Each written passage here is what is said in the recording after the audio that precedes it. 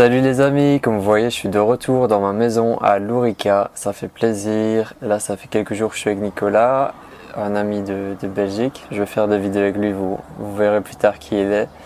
Et juste avant d'aller chercher un deuxième ami qui s'appelle Constant, je vous fais vite fait une vidéo puisqu'il y a un sujet.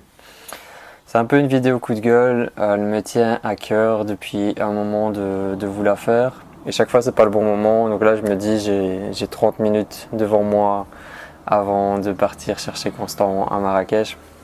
Donc voilà, je sens que c'est maintenant je fais cette vidéo avec vous.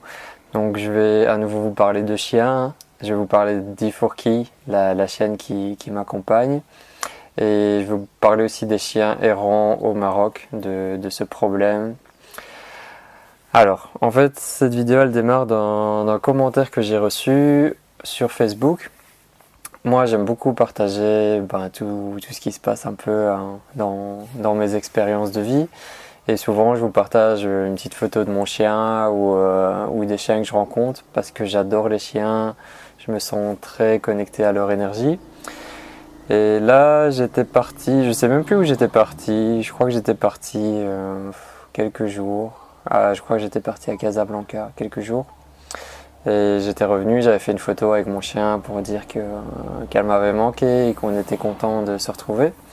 Et là, j'ai reçu un commentaire et ça va résumer aussi d'autres commentaires que j'ai reçus, que je reçois des fois du même genre. Alors, qu'est-ce qu'il me dit? C'est Karim qui me dit: si tu l'aimes, il faut assumer et le garder à ses côtés. C'est un chien, pas un homme. Il n'aspire pas à être indépendant, mais à être aimé chaque jour. Tu vois sa joie quand tu la retrouves, mais vois-tu son désarroi quotidien quand tu n'es pas là? Voilà. Donc c'est clairement un commentaire qui est dans le jugement, mais bref, ça c'est pas grave, je vais passer par-dessus. Donc je lui ai répondu gentiment, j'ai expliqué ma vision des choses et je lui ai fait un deuxième commentaire pour lui raconter une anecdote. Bon, j'ai pas eu de retour, mais là j'avais envie de développer un peu plus avec vous dans cette vidéo. Donc il faut savoir que Ifourki, elle est rentrée dans ma vie, on s'est connectés ensemble naturellement. Donc au début j'ai commencé à la caresser. Vraiment, on a eu un lien qui s'est fait progressivement. Et durant l'hiver, il faisait très très froid ici dans la vallée de l'Orica. Donc je voyais qu'elle était dehors. J'ai commencé à la rentrer chez moi, à lui donner à manger. Et puis notre relation s'est fait comme ça. Mais il faut savoir qu'Ifourki, c'est une chienne qui est libre à 100%. Elle est libre d'aller où elle veut, quand elle veut, de rester avec qui elle veut. Elle suit vraiment l'énergie qui lui est propre, son énergie. Moi, je veux pas du tout en faire mon chien, ma possession, c'est ma chose, il est à moi, je le prends partout avec moi, parce que je sens que ce serait pas juste. En fait, je la sens très, très heureuse, libre, et je le remarque au quotidien, elle fait vraiment ce qu'elle veut. Si elle a envie de venir chez moi, elle vient. Si elle a envie de dormir chez moi, elle vient. Mais si elle veut partir à la montagne, si elle veut rester sur la route, si elle veut aller voir des gens, elle est vraiment libre. Donc dans ce message, il me dit: c'est un chien, pas un homme, il n'aspire pas à être indépendant, mais à être aimé chaque jour.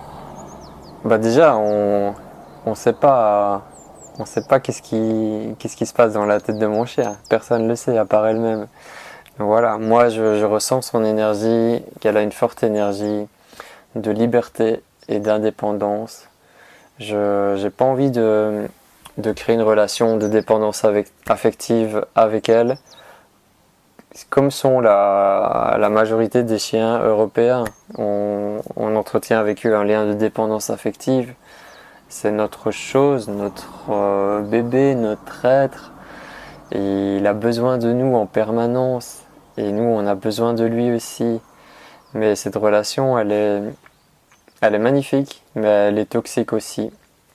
Elle est toxique parce que c'est pas une relation naturelle. Le chien, à la base, c'est pas fait pour... il est pas... déjà, c'est l'homme qui a créé le chien par rapport à ses besoins, donc ouais, c'est un peu paradoxal. Mais le chien, à l'origine, c'est un loup. C'est un animal sauvage qui vit dans la nature. Et petit à petit, il a été transformé pour servir l'homme. Alors, où est-ce que je voulais en venir? Ouais, après, il me dit, tu vois sa joie quand tu la retrouves, mais ce que tu vois, son désarroi, c'est très fort le mot, désarroi quotidien quand tu n'es pas là. Donc c'est ça que je lui disais, en fait, je l'ai observé, en effet, je l'ai observé de très loin, je l'ai caché, pour voir un peu qu'est-ce qu'elle fait quand je suis pas là, comment elle réagit. Et bah, je la vois vraiment épanouie, elle est pas comme les autres chiens, elle est vraiment différente.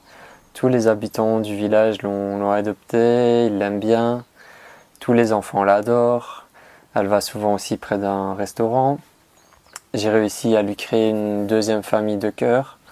Donc ça c'est très important pour moi. Donc quand je suis pas là, et même quand je suis là, elle a une deuxième famille où elle va. C'est une famille avec qui je travaille pour Maroc en conscience. C'est Larsen, mon guide dans la vallée de l'Orica. Donc elle va là-bas, elle a un espace sur la terrasse qui est protégé de la pluie, du froid. Je lui ai mis une couverture. Je demande à Larsen de la nourrir. Et après je lui paye pour ça. Donc vraiment, elle est pas, il n'y a pas de désarroi quand je suis pas là. Elle fait vraiment sa vie.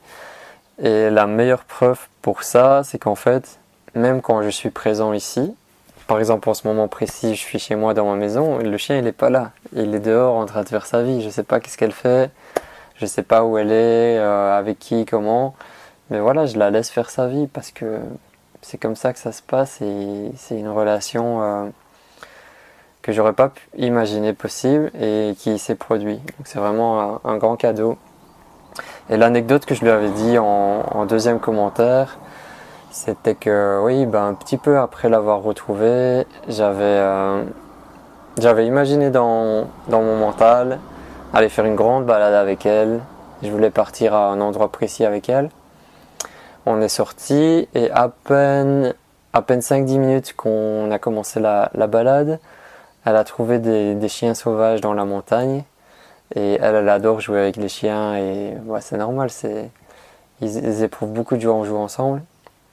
Là d'un coup elle est partie avec eux dans la montagne et à ce moment-là moi je n'existe plus, je ne suis plus ça, enfin j'existe plus pour elle à ce moment précis parce qu'elle est dans la joie d'être avec d'autres compagnons, d'aller vivre leurs expériences de chiens et elle est partie dans la montagne. Moi je l'ai laissé partir, je l'ai pas retenu et je l'ai retrouvée seulement le jour après ou le soir, je me rappelle plus. Donc ça veut juste dire que bah oui, elle est vraiment libre de faire ce qu'elle veut quand elle veut et j'ai pas à la retenir, je veux pas l'attacher, je veux pas lui mettre une laisse, je veux lui laisser sa liberté parce que moi la liberté c'est quelque chose qui est sacré pour ma propre vie. Je veux pas commencer à attacher mon chien, je veux pas commencer à vouloir le posséder. Donc voilà, je sais pas si ça vous parlera, si vous allez comprendre. J'avais juste envie de développer là-dessus. Après, il y a d'autres points liés aux chiens errants au Maroc. Là, c'est une femme qui me suit sur Facebook depuis, j'ai l'impression depuis plusieurs mois, voire quelques années. Et en fait, dernièrement, chaque fois que je partage une photo d'un chien ou d'un chien du village ou de mon chien, chaque fois, cette femme-là, elle répète la même réflexion, la même chose, elle dit en commentaire. Mais à qui appartient ce chien? Qu'est-ce qu'il fait seul? Où est-ce qu'il est son maître? Comment est-ce qu'il fait pour vivre seul? Ou des trucs genre oh le pauvre, oh c'est vraiment triste, il est seul. Vraiment ça m'a gonflé. À force de voir toujours les mêmes réflexions, ça m'a gonflé. Et la dernière fois qu'elle a mis un message comme ça, et je lui ai dit vraiment gentiment, je lui ai dit j'ai compris ce que tu dis, c'est pas la peine de répéter chaque fois la même chose, stop, c'est fini, arrête, tu vois, enfin, c'est lourd à force. Et bah, elle l'a très mal pris, son ego, je pense que son ego a été blessé.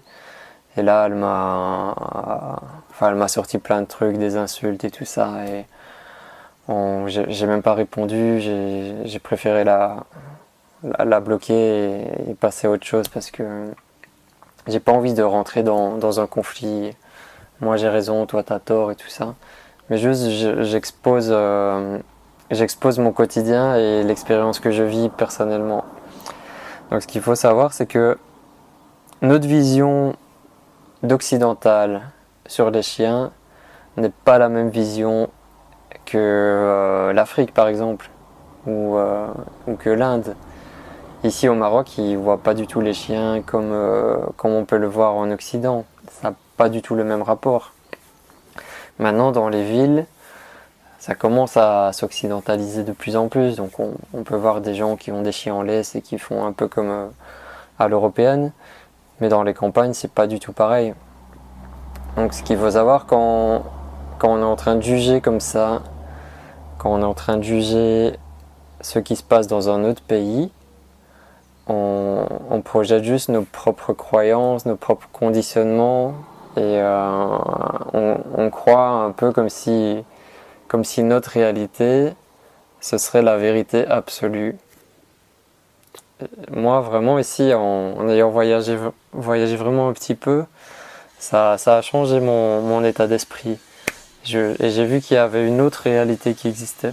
J'ai vu qu'il y avait eu de multiples réalités qui existaient. Chaque pays a ses cultures, ses croyances, ses coutumes, ses conditionnements, sa manière de réagir avec les autres. Et forcément ici au Maroc, les chiens ont pas le même statut qu'en Occident. Est-ce que c'est grave? Est-ce que c'est pas grave? Je ne me prononcerai pas là-dessus. En tout cas, moi ce que je vois ici, c'est que c'est vrai que dans les villes, c'est un peu difficile pour les chiens. J'ai de la peine quand je les vois. Mais en même temps, ils sont libres.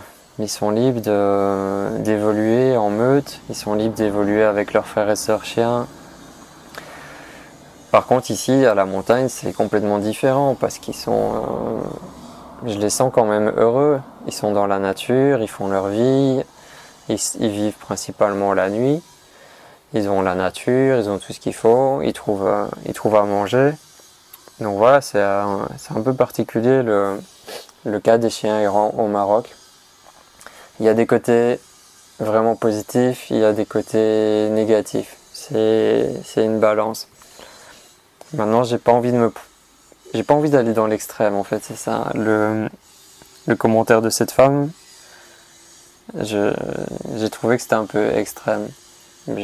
Moi personnellement, j'ai plutôt envie d'atteindre l'équilibre dans ma vie. Et par rapport à ce genre de situation, je veux pas juger, je veux pas être dans l'extrême. Voilà, c'est un peu comme quand je vous ai fait ma vidéo coming out. J'ai pas envie d'être en mode revendication et d'être dans l'extrême. Et voilà, j'essaye de trouver l'équilibre dans ce truc. Et il y a une troisième chose qui s'est passée. Des fois au Maroc, ça arrive. Ils font un grand nettoyage parce qu'il y a des villages ou des villes où les chiens sauvages se multiplient très très vite. Alors ils se retrouvent avec beaucoup de chiens sauvages et des fois ils leur prennent l'idée de tous les tuer à la carabine ou avec du poison. Ils vont faire un grand nettoyage de tous les chiens. Évidemment, c'est affreux. Je peux pas cautionner ça, je peux pas l'accepter. Vraiment, c'est quelque chose qui ne vibre pas du tout avec moi. C'est pour ça aussi que j'ai fait stériliser ma chienne. C'est pour éviter que ce genre de situation arrive. Et là, dernièrement, il y a aussi une femme qui m'a contacté pour participer à un voyage Maroc-Conscience. Et elle me posait pas mal de questions. Et à un moment, elle me dit... je crois que j'ai pas envie de venir au Maroc finalement à cause de ce qui vient de se passer par rapport à la Coupe du Monde. Je crois qu'il y a eu aussi un endroit où ils ont tué des chiens. Par rapport à ça, je veux pas venir au Maroc. J'ai pas trop envie à cause de ça. Euh, j'ai hésité longtemps à savoir comment réagir à cette question, mais je lui ai juste répondu, regarde chez nous en Occident tout ce qui se passe juste dans les abattoirs. Regarde l'horreur qui se passe chaque jour, chaque seconde dans nos abattoirs en Occident. C'est un carnage, c'est une boucherie. Les animaux souffrent, les animaux sont tués, sont violentés, sont martyrisés et sont élevés pour ça. Et ça se passe chez nous, mais c'est caché. C'est caché. Je sais plus quelle citation disait, si les abattoirs avaient des vitres, toute la population serait végétarienne. Donc voilà, ici c'est un cas qui est visible d'une torture, d'une souffrance animale que je ne cautionne pas du tout. Maintenant, il faut relativiser. Est-ce qu'en Occident tout est beau, tout est joli? Je crois pas. Je crois pas. Il y a des horreurs partout. Il y a des horreurs dans chaque pays du monde. Mais il y a aussi du bonheur dans chaque pays. Il y a aussi des choses magnifiques dans chaque pays. Donc je trouve ça juste dommage en fait de juger tout un pays et toute une culture et tout un peuple juste pour l'action de quelques personnes. Parce que c'est pas tous les Marocains qui cautionnent ça. C'est pas tous les Marocains qui veulent tuer les chiens. La majorité, bon, ils sont pas trop proches d'eux, mais ils sont pas forcément violents avec eux ou méchants. Ça existe aussi, mais je sais pas, j'ai du mal avec les généralités. Donc voilà. Il y a une dernière petite chose aussi. Comme les gens ils savent que j'adore les chiens, que je suis très proche des chiens, bah souvent ils m'envoient des choses comme ça. Par exemple, quand des chiens se font tuer ou des trucs comme ça, ils me l'envoient. Mais j'ai vraiment envie de vous dire dans cette vidéo, si vous la voyez, ne m'envoyez pas ce genre de choses. J'ai pas envie de recevoir cette énergie-là. Je sais qu'il se passe des choses pas bien ici. Je sais qu'il se passe des choses pas bien dans le monde entier. Mais voilà, c'est pas la peine de me le rappeler. Donc voilà, ce serait ma petite demande ici dans cette vidéo. Laissez-moi tranquille. Et même une fois, c'est une amie très proche qui a fait ça. Je pense qu'elle n'était pas consciente de ce qu'elle a fait. Mon amie Isabelle, que je salue. Une fois, un matin, je me suis réveillé. Et bon, des fois, j'ai des mauvaises habitudes de me réveiller en regardant mon téléphone. Parce que j'essaye de moins en moins de faire. Et là, je regarde le temps. Ok. Je voulais faire une petite vidéo et je suis déjà à 20 minutes. Donc je regarde mon téléphone le matin au réveil et là je tombe sur une photo d'un chien avec, je sais pas, la tête explosée, du sang partout. Mais voilà, ça m'a complètement détruit et anéanti pour toute la journée. Et je lui ai dit, ne m'envoie plus jamais ça, ne m'envoie plus jamais ce genre de photos. Je veux pas voir ça. J'ai pas besoin de ça. Après, je veux pas me couper d'une réalité. Mais je sais qu'elle existe. Je sais qu'il y a des souffrances. Je sais qu'il y a des choses pas bien. Mais est-ce qu'il faut mettre ces images dans mon inconscient? Moi, je veux pas. J'en ai pas envie. J'en ai plus envie. J'en ai plus envie. Préfère me concentrer sur les belles choses. Et donc voilà, je lui ai dit gentiment, s'il te plaît, ne m'envoie plus ça. C'est un peu comme les véganes qui partagent des photos ou des vidéos des abattoirs et des choses vraiment très très dures à voir. Bon, ça peut être utile à un certain moment de ton évolution, mais après c'est bon, tu vas pas regarder toujours ces images. Tu sais que ça a existé, tu sais que ça existe. Tu sais que c'est quelque chose d'affreux. Je peux pas cautionner qu'on puisse faire du mal à des animaux. J'aime tellement les animaux que j'arrive pas à comprendre ça. Mais j'ai pas besoin d'être appelé chaque jour de cette réalité. Voilà, j'espère que vous m'aurez compris. Cette vidéo, elle est partie un peu dans plusieurs sujets. Et voilà, j'avais envie de faire le point là-dessus, puisque c'est un sujet qui m'intéresse. Vu que j'adore les chiens et que je suis dans un pays qui a un rapport aux chiens un peu spécial. Toujours là, mes amis, même encore hier avec Nicolas et Larsen, ils me disent ouais, il faudrait ouvrir un refuge pour les chiens. Ça, c'est une idée qui me parle. Maintenant, il faut les financements, il faut l'infrastructure. Ce qui est sûr, c'est que le grand rêve que je veux mettre en place au Maroc, ce projet d'une nouvelle société, d'un lieu de vie autonome et durable. Ce qui est sûr, c'est qu'il y aura plein d'animaux et que les animaux qui seront rejetés des hommes, ils seront les bienvenus chez nous. Les animaux et les hommes aussi. Donc voilà, on verra comment la vie met ça en place. Mais c'est sûr que si je peux faire quelque chose, je le ferai. Maintenant, je peux pas sauver tous les chiens du Maroc maintenant. Je peux pas sauver tous les chiens de mon village maintenant. Je me suis concentré sur Iforki. J'essaye de lui donner le maximum d'amour, de lui donner à manger, de lui donner un toit, de lui donner mon temps, de partager ensemble des bons moments. Et pour l'instant, c'est ce qui est juste avec ma vie actuelle. Le moment où je pourrais faire plus, je le ferai. Donc voilà. J'incite vraiment les gens de sortir du jugement, de ne pas culpabiliser les autres. Parce que vraiment, ça arrive souvent. J'ai souvent des commentaires qui sont genre pour me faire culpabiliser. Mais genre, ouais, comment tu peux laisser faire ça? Pourquoi tu t'occupes pas de tous ces chiens? Mais voilà. Je fais ma part du colibri. Et voilà, je fais ce qui est juste, ici, maintenant. Le jugement des autres, c'est pas grave. Prenez soin de vous, partagez l'amour. Moi, je pars maintenant à Marrakech pour chercher Constant. Peace. There is nothing like you. There is nothing like you.